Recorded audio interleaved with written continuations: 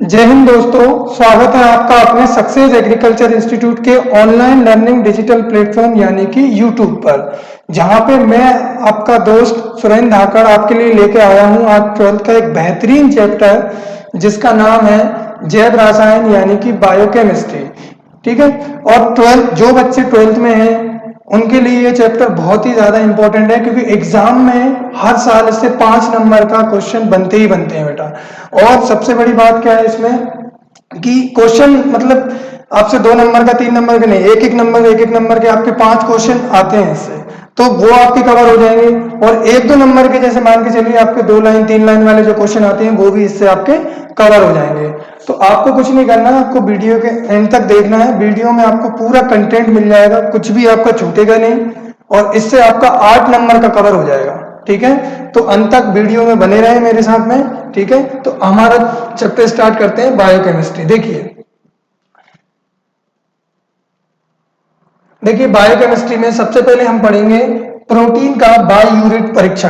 देखिए ये तो क्या है, बहुत ही ज्यादा इंपॉर्टेंट है। जब भी आपके प्रैक्टिकल होते हैं एग्जाम में, ठीक है, एग्जाम में जब आप 12th का प्रैक्टिकल देंगे तो जो एग्जामिनर आता है वो पूछता है कि आप बायूरेट का टेस्ट कैसे कर सकते हैं। तो बहुत ही इजी है, कुछ है नहीं इसमें। देखिए बायूरेट का टेस्ट करने के लिए आपको क्या करना पड़ेगा, अति मंद कॉपर सल्फेट। देखिए कॉपर सल्फेट का फॉर्मूला होता है बेटा CO2SO4, COSO4। ठीक है, कॉपर सल्फेट।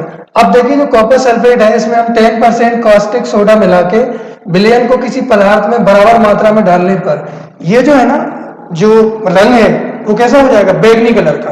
और जब कलर जो है वो बैगनी कलर में कन्वर्ट हो गया, मतलब कि जो सॉल्यूशन का जो कलर है वो बैगनी हो गया, इसका मतलब उसके अंदर क्या है बेटा, प्रोटीन के अंदर बायूरेट है। क्या है, बायूरेट। ठीक है, इसके बाद में यदि हम बात करें ग्लूकोज तथा स्टार्च में कैसे अंतर करेंगे, बहुत ही इजी है, कुछ है ही नहीं इसमें। देखिए ग्लूकोज जो होता है हमारा, इसका फॉर्मूला होता है C6H12O6। ठीक है, देखिए तो स्टार्च देख, ग्लूकोज जो होता है वो मोनोसैकेराइड है। मोनोसैकेराइड मतलब एक सिंपल फॉर्म है, और स्टार्च एक पॉलीसैकेराइड होगा। ठीक है, देखिए तो अब देखिए ग्लूकोज को आयोडीन विलयन के साथ कोई रंग नहीं देगा, बिल्कुल नहीं देगा। देखिए ये इसलिए नहीं देगा क्योंकि देखिए बात क्या है, ग्लूकोज रंग क्यों नहीं देगा, क्योंकि ग्लूकोज एक सिंपलेस्ट फॉर्म होती है, ग्लूकोज एक मोनोसैकेराइड है बेटा। ठीक है, तो ये कलर नहीं देगा आयोडीन में। लेकिन हाँ, स्टार्च एक पॉलीसैकेराइड है बेटा। स्टार्च क्या है, एक पॉलीसैकेराइड। तो इसीलिए जब हम इसको आयोडीन में डालेंगे तो ये कैसा रंग देगा, नीला। और ये बहुत ही ज्यादा इंपॉर्टेंट है, कई बार एग्जाम में आया हुआ है, डायरेक्ट 1 नंबर का भी पूछ लिया है कि बताइए जब आप स्टार्च को आयोडीन के साथ मिलाएंगे तो कैसा रंग देगा, और इसका प्रैक्टिकल भी होता है कई बार। ठीक है, तो आपको ये ध्यान रखना बेटा कि जब भी हम स्टार्च को किस में डालेंगे, आयोडीन में डालेंगे तो इसका रंग हो जाएगा नीला, और ग्लूकोज को डालेंगे तो इसका रंग चेंज नहीं होगा, क्योंकि ग्लूकोज क्या है, एक मोनोसैकेराइड है, ऑलरेडी वो एक सिंपलेस्ट फॉर्म में है, इसलिए उसका कोई भी कलर नहीं मिलेगा। ठीक है, चलिए अब हम बाद में आगे बढ़ते हैं। इसके बाद में यदि हम बात करें कार्बोहाइड्रेट की, कार्बोहाइड्रेट क्या होते हैं बेटा, देखो इसकी डेफिनेशन आती है बेटा, 2 नंबर की डेफिनेशन आती है, बहुत ही इजी है, कुछ है नहीं इसमें। देखिए पॉलीहाइड्रोक्सी एल्डिहाइड और कीटोन है। देखो कार्बोहाइड्रेट के अंदर एक तो मिलेगा आपको एल्डिहाइड और दूसरा मिलेगा आपको कीटोन बेटा। एल्डिहाइड होता है हमारा CHO और कीटोन होता है हमारा ये, ठीक है, COO। So this is a aldehyde and this is a ketone. ठीक है, तो कार्बोहाइड्रेट के अंदर दोनों ही चीज प्रेजेंट होती है। कौन कौन सी बेटा, एल्डिहाइड एंड कीटोन। और ये ऐसे पदार्थ होते हैं जो क्या करते हैं, जल का अपघटन, पॉलीहाइड्रेट एल्डिहाइड और क्या देंगे, कीटोन देंगे। जल में अपघटन होगा इनका, जल में ब्रेक हो जाएंगे, और ब्रेक होने पे क्या दे देंगे, कीटोन और एल्डिहाइड। यानी हम ये कह सकते हैं कि कार्बोहाइड्रेट एक कॉम्प्लेक्स फॉर्म है और एल्डिहाइड कीटोन एक सिंपलेस्ट फॉर्म है। चलिए फिर इसके बाद हम कहते हैं कि ये ऊर्जा उत्पादक है। ऊर्जा उत्पादक क्यों है, क्योंकि कार्बोहाइड्रेट से हमें एनर्जी मिल रही है बेटा। ठीक है, कार्बोहाइड्रेट का सामान्य सूत्र क्या होता है बेटा, CnH2n। देखिए ये जैसे मान को चलो मैं आपको एक बात बताता हूं, ये क्यों ऐसा हो रहा है, इसका फॉर्मूला फिट करते हैं। देखो जैसे हम बोल रहे हैं CnH2n, देखो अभी हम बोले कि C6H12O6। अब ये ग्लूकोज ही तो है, ग्लूकोज भी कार्बोहाइड्रेट की फॉर्म है। तो देखो यहां यदि मैं कार्बन 6 लूंगा, N क्या है, नंबर ऑफ कार्बन, तो हाइड्रोजन कितने हो जाएंगे, 12, और ऑक्सीजन कितनी हो जाएंगी, 6। ठीक है, तो सामान्य फॉर्मूला, सामान्य सूत्र क्या होता है, CnH2n। ठीक है, अब देखिए कार्बोहाइड्रेट का यदि हम वर्गीकरण करें तो 2 प्रकार में बांटा गया है इसको बेटा, मोनोसैकेराइड और ओलिगोसैकेराइड। मोनोसैकेराइड बिल्कुल सिंपलेस्ट फॉर्म होती है जिसको हम फर्दर डिवाइड नहीं कर सकते, जो जल में अपघटन नहीं करेगा बेटा। इसके बाद में ओलिगोसैकेराइड को जब जल में अपघटन करवाएंगे तो वो डाइसैकेराइड, ट्राइसैकेराइड यानी पॉलीसैकेराइड, ये सब जो है ये क्या है, ये सब क्या है, ओलिगोसैकेराइड। क्यों है? क्योंकि देखिए जब भी हम इसे जल में डालेंगे, किस में डालेंगे बेटा, जल में, तो जल में डालने पे ये सिंपलेस्ट फॉर्म में कन्वर्ट हो जाएगा।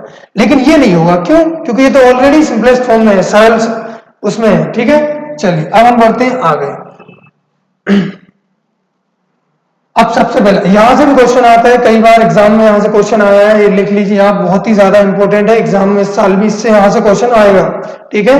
देखिए विटामिन का नाम और उससे होने वाली जो कमी है, जिससे जो रोग हो रहे हैं, मान लीजिए चलिए आपकी बॉडी में किसी भी विटामिन की कमी हो गई तो आपको कोई ना कोई रोग हो जाएगा, ठीक है। तो उसके कौन सा रोग होता है ये भी एग्जाम में हमसे पूछा जाता है, ठीक है। चलिए तो देखिए पहले देखते हैं इसमें हम देखते हैं विटामिन ए।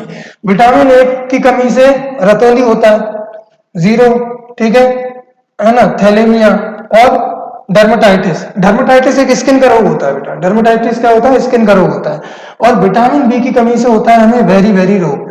और विटामिन सी की कमी से क्या होता है बेटा, स्कर्वी रोग या पायरिया रोग, ठीक है, ये बहुत इंपॉर्टेंट है। फिर इसके बाद में विटामिन डी की कमी से हमें रैकेट्स यानी सूखा रोग हो जाता है। और इसके बाद विटामिन ई की कमी से बांझपन, नपुंसकता, ठीक है, बांझपन। तो ये सब चीजें होती हैं। तो एग्जाम में हमसे पूछते हैं कि बताइए विटामिन ए की कमी से क्या होता है, विटामिन बी की कमी से क्या होता है, विटामिन सी की कमी से क्या होता है, विटामिन डी। तो ये आपको याद होना चाहिए, ये रोग बहुत ही इंपॉर्टेंट है, एग्जाम में हर साल इससे क्वेश्चन आता है बेटा, ठीक है। चलिए आगे बढ़ने से पहले मैं आपसे कहना चाहूंगा, यदि वीडियो आपको अच्छी लग रही है तो वीडियो को लाइक करिए, अपने दोस्तों के साथ शेयर करिए, और यदि आप इस चैनल पर नए हैं तो चैनल को सब्सक्राइब कीजिए बेटा। चलिए तो देखिए यहाँ पे प्रोटीन की यदि हम बात करें तो देखो प्रोटीन क्या होता है, देखिए सीधी सी बात है बेटा, प्रोटीन जो होता है उच्च अणु भार वाले जटिल कार्बनिक यौगिक हैं, जो क्या होते हैं, जंतु तथा पौधों में शरीर या दूसरे शब्दों में जीव द्रव्य के मुख्य अवयव हैं। इस तरह से जीवन भौतिक आधार कहलाते हैं।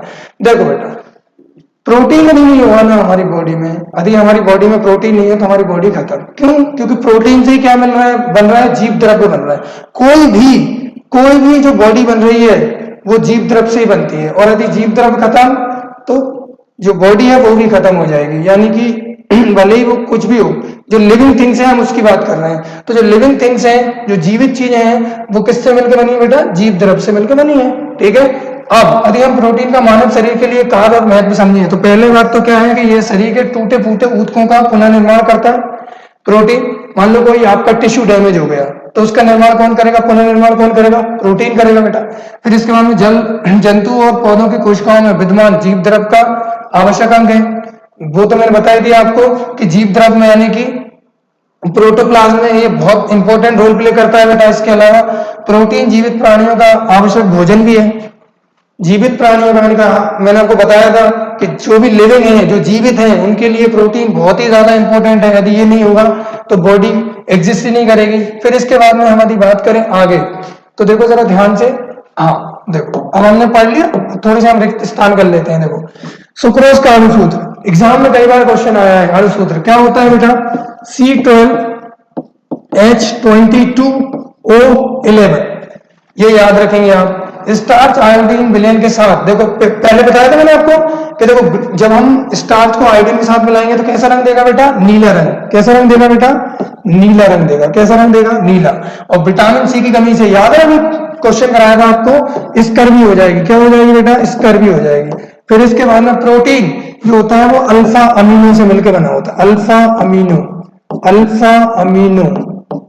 अमीनो अम्लों का संघनन है, ठीक है। ग्लूकोज का व्यापारिक निर्माण क्या बनाता है बेटा, स्टार्च बनाता है। क्या बनाता है बेटा, स्टार्च बनाता है, ठीक है। चलिए लिपिड एक क्या है बेटा, बसा। क्या है बेटा, बसा है। लिपिड एक बसा है।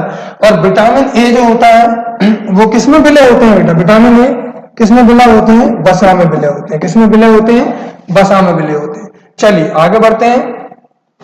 देखिए यदि हम एक शब्द में उत्तर की बात करें तो देखो फ्रक्टोज का संरचना सूत्र देखिए, एक बात ध्यान से सुनिए मेरी, फ्रक्टोज हो चाहे ग्लूकोज हो, इसका जो सामान्य सूत्र होता है वो कॉमन होता है। क्या होता है, C6H12O6 बेटा, ठीक है, समझ में आ रही। और ये फ्रक्टोज और ग्लूकोज कहां से आते हैं? जब आप सुक्रोज को ब्रेक डाउन करते हो बेटा, सुक्रोज का जल अपघटन कराते हो, तो सुक्रोज एक तो ग्लूकोज में और दूसरा फ्रक्टोज में टूटता है।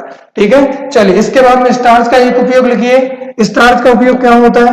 खाद्य पदार्थों के रूप में, जो हम भोजन ले रहे हैं उसके के रूप में। ठीक है, एक जटिल लिपिड का नाम बताइए। Phosphorus lipid. क्या नाम होगा बेटा? Phosphorus lipid. Phosphorus lipid. ठीक है, फास्फोरस लिपिड। ठीक है, फिर इसके बाद में अच्छा इसका फॉर्मूला हो गया इसका भोजन के रूप में, भोजन के रूप में बेटा। ठीक है, फिर इसके बाद में भोजन के रूप में वसा में घुलनशील विटामिन के नाम बताइए। देखिए कुछ विटामिन ऐसे होते हैं बेटा जो जल में घुलते हैं, कुछ विटामिन ऐसे होते हैं जो वसा में घुलते हैं। तो देखो वसा में सिर्फ दो प्रकार के ही घुलते हैं, एक तो बी वाले, जितने भी बी वाले हैं, और एक सी। बाकी सब जो विटामिन होते हैं वो किसमें घुलते हैं? वसा में। तो देखो ए भी एक विटामिन है, बी नहीं घुलता है, सी, डी, ई और के, तो ये सारे किसमें घुलेंगे बेटा? वसा में घुलेंगे। और इसके अलावा जो बी और सी है वो कहां घुलेंगे? जल में घुलेंगे बेटा। चलिए किस विटामिन की कमी से एनीमिया रोग होता है? किस विटामिन कमी से होता है? Vitamin B12। Vitamin B12। ठीक है बेटा, चलिए अब आगे बढ़ते हैं हम लोग। देखिए अब यदि हम सही विकल्प की बात करें तो देखो सही विकल्प बहुत ही इंपॉर्टेंट है। ये तो ग्लूकोज का अभी मैंने कुछ देर पहले बताया था कि जो फ्रक्टोज का फॉर्मूला है वही ग्लूकोज का फॉर्मूला है बेटा। ठीक है, तो फ्रक्टोज का फॉर्मूला ये बताया था C6H12O6, यही ग्लूकोज का फॉर्मूला है। फिर इसके बाद में देखो विटामिन ए की कमी से मानव में कौन सा रोग हो जाता है बेटा? रतौंधी रोग। याद है हमने एक स्लाइड की थी, उसमें मैंने आपको बताया था कि विटामिन ए की कमी से रतौंधी हो जाएगा, बी की कमी से वेरी वेरी होगा, विटामिन सी की कमी से स्कर्वी होगा। ठीक है, तो विटामिन ए की कमी से यहाँ रतौंधी हो जाएगा बेटा। चलिए फिर आगे बढ़ते हैं हम लोग। देखिए बेटा ईस्ट में उपस्थिति ग्लूकोज के तनु विलयन से किण्वन, देखो किण्वन से क्या होगा बेटा? C2H5OH। ग्लूकोज का यानी हेक्सोज का जब हम किण्वन कराते हैं तो हमें क्या मिलता है बेटा? एथेनॉल मिलता है। क्या मिलता है हमें? एथेनॉल मिलता है। फिर इसके बाद में प्रोटीन के क्षारीय विलयन में कॉपर सल्फेट विलयन की कुछ बूंदें डालने पर इसका रंग कैसा हो जाएगा? बैगनी हो जाएगा। इंपॉर्टेंट है बेटा, वेरी वेरी इंपॉर्टेंट। ठीक है, बहुत ज्यादा इंपॉर्टेंट है, एग्जाम के पॉइंट ऑफ व्यू से बहुत ही ज्यादा इंपॉर्टेंट है, हर साल पूछा जाता है। एक तो देखो ये वाला क्वेश्चन कि जब हम स्टार्च को आयोडीन के साथ मिलाएंगे तो वो कैसा रंग देगा? नीला रंग देगा। ठीक है, और ये वाला क्वेश्चन जिसमें हम क्या कर रहे हैं, यहाँ पे प्रोटीन के साथ हम क्या मिला रहे हैं? कॉपर सल्फेट मिला रहे हैं बेटा। क्या मिला रहे हैं? Copper sulphate. तो ये कैसा रंग दे रहा है बेटा? बैगनी कलर का। चलिए फिर इसके बाद में देखिए आगे बढ़ते हैं। वीडियो यदि अच्छी लग रही है तो प्लीज वीडियो को लाइक कीजिए, शेयर कीजिए बेटा। ठीक है, चलिए इसके बाद में ब्रोमीन विलयन में स्टार्च डालने से विलयन का रंग कैसा होता है? ये बताया था क्या डाल रहा है विलयन में? स्टार्च का रंग कैसा होगा? नीला। कैसा हो जाएगा बेटा? नीला। ठीक है, चलिए फिर इसके बाद में वसा क्या है? एक लिपिड्स है। वसा एक क्या है बेटा? लिपिड्स है। वेरी वेरी इंपॉर्टेंट बेटा। चलिए फिर इसके बाद में देखते हैं नेक्स्ट स्लाइड। अब ये अंतर भी एग्जाम में आया था एक बार। ठीक है, एग्जाम में आया हुआ था ग्लूकोज और फ्रक्टोज में अंतर बताइए। देखिए ग्लूकोज और फ्रक्टोज कहां से आया है? ग्लूकोज और फ्रक्टोज दोनों ही मोनोसैकेराइड है जो डाइसैकेराइड से आते हैं। डाइसैकेराइड का जब जल अपघटन होता है तब हमें मिलता है ग्लूकोज और फ्रक्टोज। अब डाइसैकेराइड का नाम क्या है? सुक्रोज। ठीक है, जब आप सुक्रोज का अपघटन करोगे बेटा तो आपको क्या मिलेगा? ग्लूकोज और फ्रक्टोज। अब देखिए ये एल्कोहल में अल्प विलय होते हैं जबकि एल्कोहल में ये विलय होते हैं। ठीक है, फिर इसके बाद में ये एल्डोहेक्सोज है और ये कीटोहेक्सोज है। याद है हमने जब कार्बोहाइड्रेट की डेफिनेशन बताई थी तो मैंने आपको बताया था कि जब कार्बोहाइड्रेट का जल अपघटन होगा तो एक तो एल्डिहाइड और दूसरा क्या मिलेगा? कीटोन। ठीक है, तो एल्डिहाइड कौन है? उसमें ग्लूकोज है। कीटोन कौन है बेटा? फ्रक्टोज है। यह प्रकाश सक्रिय पदार्थ होता है, यह प्रकाश निष्क्रिय पदार्थ होता है। देखिए अब यहाँ पे देखिए यदि हम बात करें दोनों ही सक्रिय हैं, दोनों ही इसमें सक्रिय हैं। ठीक है, तथा अब ये क्या होगा? प्रकाश ध्रुवण को तल को कहां घुमाएगा? दाहिनी ओर घुमाएगा, जबकि ये किधर घुमाएगा? बाईं ओर। ठीक है, दाहिनी ओर क्या होता है? देखिए दाहिनी ओर देखो ऐसा इसने घुमाया तो इसने कैसे घुमाया? ऐसा। ठीक है, ठीक है, तो एक दाहिनी ओर घुमा रहा है तो एक बाईं ओर, तो ये दाहिनी ओर घुमा रहा है तो ये बाईं ओर घुमाएगा। ठीक है, चलिए फिर इसके बाद में देखते हैं। चलिए तो देखिए ये आपका हो गया चैप्टर हमारा कार्बोहाइड्रेट, प्रोटीन और वसा। ठीक है, और इस विटामिन की कमी से होने वाले रोग। ठीक है, तो thank you so much video देखने के लिए। यदि आपको वीडियो अच्छी लग रही है तो वीडियो को लाइक करिए, अपने दोस्तों के साथ शेयर कीजिए, और यदि आपने अभी तक चैनल को सब्सक्राइब नहीं किया है तो प्लीज चैनल को सब्सक्राइब कीजिए बेटा। और एक और बात मैं आपको बताना चाहूंगा, हमारा जो प्लेटफॉर्म है वो आपके लिए क्रैश कोर्स चालू करने वाला है एग्जाम के 5 दिनों के बाद। ठीक है, जैसे ही आपके एग्जाम हो जाएंगे तो हम आपके लिए एक क्रैश कोर्स ला रहे हैं, जिसमें जो बच्चे पीएटी की, आईसीआर की या बीएचयू की जो तैयारी कर रहे हैं उनके लिए हम बेहतरीन क्रैश कोर्स देने वाले हैं। ठीक है, जिसमें हम सारे सब्जेक्ट की तैयारी करवाने वाले हैं आप लोगों को। ठीक है, और यदि आप कोर्स से संबंधित कोई भी जानकारी चाहते हैं तो नीचे दिए गए इस नंबर पे आप संपर्क कर सकते हैं। ठीक है, चलिए, धन्यवाद।